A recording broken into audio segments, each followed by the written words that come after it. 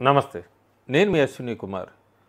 లోక్సభలో ఆపరేషన్ సింధూర్ మీద చర్చ ప్రారంభమయ్యే కొన్ని గంటల ముందు నుంచే కూడా ఒక్కొక్కళ్ళు బయటపడిపోతున్నారు.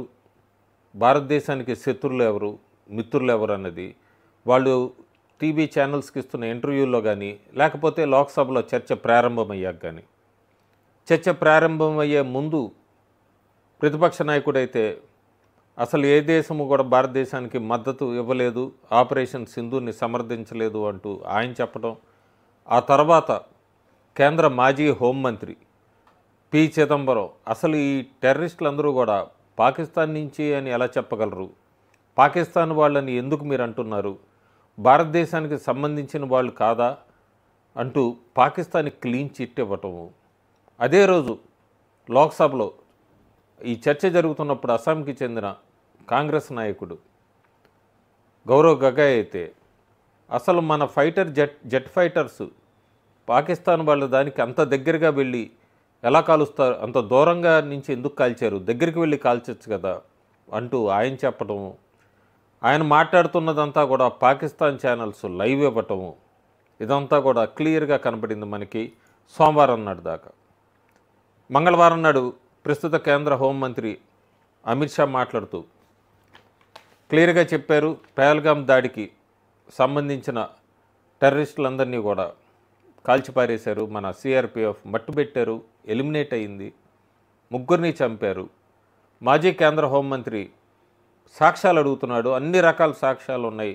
వాళ్ళు ఆఖరికి టెర్రరిస్ట్ జేబుల్లో దొరికిన చాక్లెట్లు కూడా పాకిస్తాన్వే, వాళ్ళు పాకిస్తాన్లో ఓటర్ ఐడీస్తో సహా మా దగ్గర ఉన్నాయి, ఏ రకమైన సాక్ష్యాలు కావాలన్నా కూడా అన్నీ చూపించగలం, అవసరమైతే లోక్సభలో టీవీలు పెట్టండి, ఆన్ చేసి మొత్తం అంతా కూడా ప్లే చేస్తామని అమిత్ షా చాలా ఆవేశంగా మాట్లాడారు.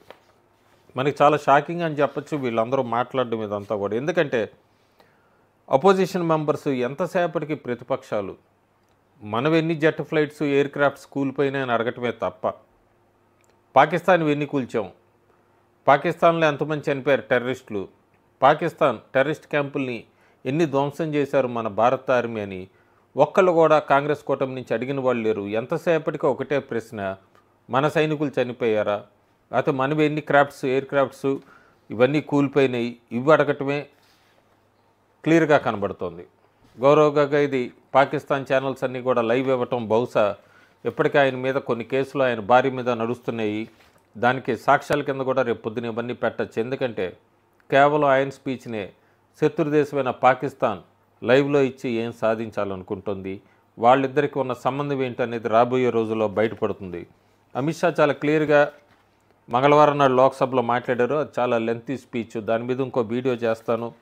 కానీ డిఫెన్స్ మినిస్టర్ రాజ్నాథ్ సింగ్ మాట్లాడుతూ మన భారత జవాన్ని పొగుడుతూ బ్రహ్మాండంగా చేశారు, అందరూ ఒకసారి చప్పట్లు కొట్టండి అంటే ఒక వ్యక్తికి మాత్రం ఎక్కడా మనసు రాలేదు, మన దేశపు ఆర్మీ జవాన్లు మెచ్చుకుంటానికి, ఆయనే ప్రతిపక్ష నాయకుడు రాహుల్ గాంధీ. ఈరోజు వీళ్ళు పహల్గామ్ దాడి గురించి మాట్లాడుతున్నారు. బ్రీఫ్గా అమిత్ షా చెప్పినట్టుగా యూపీఏ సమయంలో ఉన్న టెర్రరిస్టులందరినీ కూడా మోడీ ప్రభుత్వం ఒక్కొక్కరిని ఎలిమినేట్ చేస్తూ వస్తుంది. బ్లాస్టుల గురించి మాట్లాడుతున్నారు. 2015 నుంచి 25 దాకా ఓ డేటా అయితే అది కూడా లెంతీ వీడియో, దాని గురించి కూడా పెట్టచ్చు. కానీ యూపీఏ 1 and 2 టైంలో 2006లో అయితే మలగాం బ్లాస్టు, సిమి దాన్ని హిందూ గ్రూప్స్ మీదకి షిఫ్ట్ చేశారు. 2007లో మక్కా మసీద్ బ్లాస్ట్ అయింది, దాన్ని హుజీ అంటే హర్కత్ ఉల్ జిహాద్ అల్ ఇస్లాం, కానీ దాన్ని కూడా హిందూ గ్రూప్స్ మీదకి షిఫ్ట్ చేశారు, వాళ్ళందరినీ కూడా వదిలేశారు. 2007 సంజౌతా ఎక్స్ప్రెస్ బ్లాస్ట్ అందరికి గుర్తుండుంటుంది. లష్కర్ ఈ తోయిబా, ఆరిఫ్ ఉస్మానీ అంటే యూపీఏ ప్రభుత్వం హిందూస్ని బ్లేమ్ చేసి వాళ్ళందరినీ వదిలేసింది. మళ్ళీ 2008లో మలగాం బ్లాస్ట్ అయింది. అప్పుడు సాధ్వి ప్రజ్ఞ, కలోనల్ పురోహిత్ అరెస్ట్ అయ్యారు, 9 సంవత్సరాలు జైల్లో పెట్టారు, ఒక్క ఛార్జ్ కూడా ప్రూఫ్ కాలేదు, కోర్టు నాట్ గిల్టీ అంది. 2009లో ముంబై అటాక్స్, లష్కర్ ఈ తోయిబా వాళ్ళు 166 మందిని చంపేశారు. ఎక్స్ కాంగ్రెస్ సీఎం 26/11కి కారణమంతా కూడా ఆర్ఎస్ఎస్కి సాజిష్ అని ఒక పుస్తకాన్ని రిలీజ్ చేశారు ముంబై అటాక్స్కి సంబంధించి. రాకేష్ మారియా అయితే కన్ఫర్మ్ చేశాడు కూడా, plan was to pin 26-11 Hindus మీద అని. 2009లో వికీలీక్స్ కేబుల్ అందుకే చాలా క్లియర్గా చెప్పింది, కాంగ్రెస్కి, గాంధీ ఫ్యామిలీకి, ప్రపంచంలో అందరికీ కూడా హిందూస్ అనే వాళ్ళంతా కూడా టెర్రరిస్టులని వాళ్ళని నమ్మించాలి. గాంధీ ఫ్యామిలీ అదే ప్రయత్నించింది. హిందూ గ్రూప్స్ చాలా పెద్ద థ్రెట్స్, లష్కర్-ఈ తోయిబా కన్నా కూడా అని రాహుల్ గాంధీ అమెరికాకి చెప్పినట్టుగా వికీలీక్స్ కేబుల్ 2009లో కోట్ చేసింది. చాలా క్లియర్గా కోట్ చేసింది. అందులో ఏం చెప్పిందంటే, రాహుల్ గాంధీ యుఎస్ అంబాసిడర్ రోమర్కి చెప్పారు, టెర్రరిస్ట్ గ్రూప్స్ లష్కర్-ఈ తోయిబా లాంటి వాళ్ళందరికీ కూడా ఇండియన్ ముస్లిమ్స్ మద్దతు ఉంది, కానీ చాలా పెద్ద థ్రెట్ మాకు ఏంటి అంటే రాడికలైజ్డ్ హిందూస్, ఈ హిందూ గ్రూప్స్ ఉంటున్నాయి, వీళ్ళు మాకు పెద్ద థ్రెట్ అంటూ కూడా అన్నారని. 2009లో ప్రధానమంత్రి మన్మోహన్ సింగ్ హిల్లరీ క్లింటన్కి లంచ్ టైంలో రాహుల్ గాంధీ ఈ విషయాన్ని చెప్పినట్టుగా, రాబోయే రోజుల్లో బీజేపీ పోలరైజ్ అవుతోంది.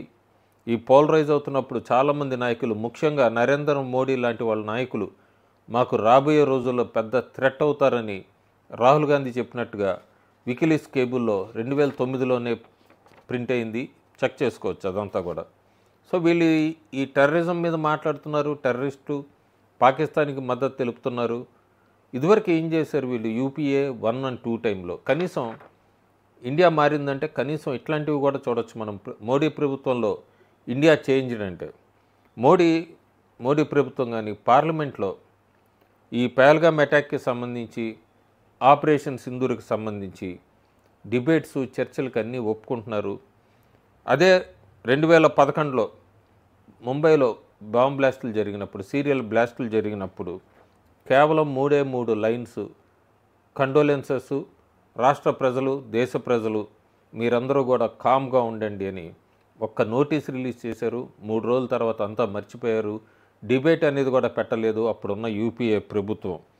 ఇది మోడీ ప్రభుత్వానికి, ఎందుకంటే వాళ్ళు చాలా ధైర్యంగా టెర్రరిజం మీద వ్యతిరేకంగా పోరాడుతున్నారు. టెర్రరిస్టులకు ఎక్కడ అవకాశం ఇవ్వట్లేదు. గత 11 సంవత్సరాలుగా ఎలిమినేట్ చేసుకుంటూ పోతున్నారు అన్ని గ్రూప్స్ని. ఇది భారతదేశంలో ఒక వర్గానికి, కొన్ని పార్టీలకి ఎక్కడా కూడా వాళ్ళకి ఫ్యూచర్ అంతా కూడా బ్లాంక్గా కనబడుతోంది. సో ఏదో రకంగా ఇండియాని డిఫేమ్ చేయాలి, మోడీని డిఫేమ్ చేయాలనే తప్ప వాళ్ళ గత చరిత్రలన్నీ కూడా బయటకు వస్తున్నాయి. అందుకే అమిత్ షా మీరు ఇంకొక 20 సంవత్సరాలు ప్రతిపక్షంలోనే కూర్చుంటారని ప్రతిపక్ష నాయకుడిని రాహుల్ గాంధీని గట్టిగా వార్నింగ్ ఇచ్చారంటే అర్థమవుతుంది బీజేపీ ఎంత గ్రౌండ్ ప్లాన్ చేసుకుంటుంది రాబోయే రోజులకి. నెక్స్ట్ లోక్సభ ఎలక్షన్స్ కూడా చాలా కాన్ఫిడెంట్గా ఉంది, విన్ అవుతారన్నదైతే ప్రస్తుతం కేంద్ర మంత్రులు, బీజేపీ నాయకులు మాట్లాడుతున్న మాటలు బట్టి స్పష్టమవుతోంది. Thank you.